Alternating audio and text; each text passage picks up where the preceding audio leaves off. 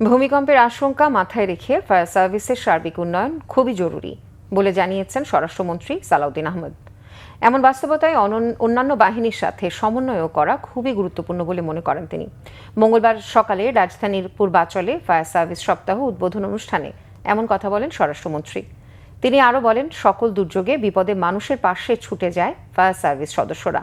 তাই তাদের আন্তর্জাতিক মানের প্রশিক্ষণ, জনবল বৃদ্ধি ও সুযোগ সুবিধা বাড়াতে কাজ করছে সরকার।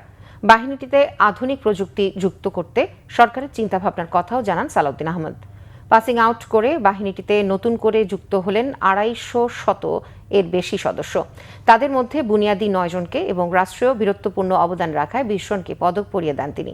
গত ৩ বছরের জন্য পদক পাবেন আরও ১৩৮ জন ফায়ার ফাইটার। ভূমিকম্পের মতো ভয়াবহ দুর্যোগের আশঙ্কা, এই পরিস্থিতিতে ফায়ার সার্ভিস ও সিভিল ডিফেন্সের ভূমিকা দিন দিন আরও গুরুত্বপূর্ণ হয়ে উঠছে। সে কারণে ফায়ার সার্ভিস ও সিভিল ডিফেন্সের জন্য আধুনিক প্রযুক্তিগত সেবা সুবিধা সৃষ্টি, প্রশিক্ষিত জনবল ও পর্যাপ্ত সরঞ্জাম নিশ্চিত করার পাশাপাশি ভলান্টিয়ার সহ সরকারের অন্যান্য সেবা সংস্থার সাথে তাদের কার্যক্রম সমন্বয়ে থাকা খুবই গুরুত্বপূর্ণ।